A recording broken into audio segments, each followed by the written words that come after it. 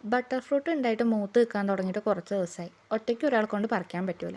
അപ്പോൾ ഇച്ചായനെ വെയിറ്റ് ചെയ്തിട്ട് ഇത്രയും ദിവസം നിന്ന്. ഇന്ന് ഞായറാഴ്ച ചെയ്തുകൊണ്ട് ആൾ വീട്ടിലുണ്ട്. അപ്പോൾ ഇന്ന് ബട്ടർ ഫ്രൂട്ട് പറിക്കാമെന്ന് വിചാരിച്ചു. ബട്ടർ ഫ്രൂട്ടിനൊക്കെ ഇപ്പോൾ നല്ല വിലയല്ലേ. അപ്പോൾ കുറച്ച് നാട്ടിലേക്കൊക്കെ കൊടുത്ത് വിടാമെന്ന് വിചാരിച്ചു. ചേച്ചിമാരൊക്കെ ചോദിച്ചിട്ടുണ്ടേ. അങ്ങനെ ഇച്ചായന് പറിക്കാൻ പറ്റുന്നതൊക്കെ ഇച്ചായൻ വേഗം പറിച്ചു തന്നു.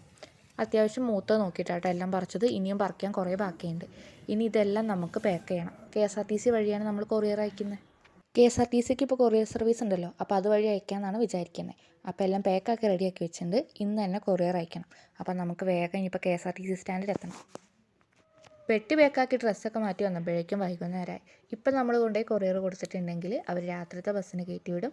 രാവിലെ ആകുമ്പോഴേക്കും എറണാകുളം എത്തും. അപ്പം നമ്മളെ പാർസൽ അവിടെ ഏൽപ്പിച്ചിട്ടുണ്ട്. ഇനി നമുക്കൊരു സ്ഥലത്തോടി പോകാനുണ്ട്. ഇനി നമ്മൾ നേരെ പോകണം. നമ്മളെ വീടിൻ്റെ അടുത്തൊരു ചെറിയ വെള്ളച്ചാട്ടമുണ്ട്. അത് കാണാൻ വേണ്ടിയിട്ടാണ് പോകുന്നത്. ലവ്ക്കുട്ടീനെ മെയിനായിട്ട് കാണിക്കുക. ലവ്ക്കുട്ടി ഇതുവരെ കണ്ടിട്ടില്ല. അങ്ങനെ പോയതാണ്. പോയപ്പോൾ വലിയ വെള്ളമൊന്നുമില്ല, വേനലല്ലേ, വെള്ളം കുറവാണ്. അപ്പോൾ വന്ന പാടത്തിന് ലവ്ക്കുട്ടി വെള്ളത്തിൽ കളിക്കാൻ വേണ്ടി തുടങ്ങിയിട്ടുണ്ട് കേട്ടോ. അപ്പോൾ ലവ്ക്കുട്ടിക്ക് വെള്ളത്തിൽ കളിക്കുക എന്ന് പറഞ്ഞാൽ ഭയങ്കര ഇഷ്ടമുള്ള കാര്യമാണ്. അപ്പോൾ കിട്ടിയ അവസരം അവൾ നന്നായിട്ട് മുതലാക്കുന്നുണ്ട്. ഇതുവരെ ഞങ്ങൾ ലവ്ക്കുട്ടീനെ വെള്ളത്തിൽ ഇറക്കി കളിപ്പിച്ചിട്ടില്ല കേട്ടോ. ബീച്ചിലൊക്കെ പോയി കഴിഞ്ഞാൽ അവളെ കാല് നനപ്പിച്ച് കയറ്റുക എന്നല്ലാണ്ട് വെള്ളത്തിൽ ഇറക്കി കളിപ്പിച്ചിട്ടില്ല. അപ്പോൾ ഇന്ന് എന്തായാലും വെള്ളത്തിൽ ഇറക്കാമെന്ന് അങ്ങ് വിചാരിച്ചു. അപ്പോൾ ആൾക്കെന്തായാലും ഭയങ്കര ഇഷ്ടമാണ്. പിന്നെ വേറെ ആരുമില്ല, ഞങ്ങൾ മാത്രമേ ഉള്ളൂ. അപ്പോൾ ലവ്ക്കുട്ടി ഭയങ്കര ഇഷ്ടമായിട്ട് വെള്ളത്തിൽ നിന്ന് കയറുന്നില്ല. ആൾ അവിടെ തന്നെ നിൽക്കുകയാണ്. നമ്മൾ വിളിച്ചിട്ടും വരുന്നില്ല. അപ്പോൾ കുറച്ച് കഴിഞ്ഞപ്പോഴേക്കും കുറച്ച് ചേട്ടായിമാരൊക്കെ വന്നിട്ടുണ്ട് കേട്ടോ. നമ്മളെ വീടിനടുത്തുള്ള കുറച്ച് പിള്ളേരൊക്കെ വന്നിട്ടുണ്ട്. അപ്പോൾ അവർ കളിക്കുന്നത് നോക്കിയിരിക്കുക ലവ്ക്കുട്ടി. അങ്ങനെ കുറച്ച് നേരം ലവ്ക്കുട്ടീൻ്റെ കൂടെ വെള്ളത്തിലൊക്കെ കളിച്ചു. കുറച്ച് ഫോട്ടോസൊക്കെ എടുത്തു.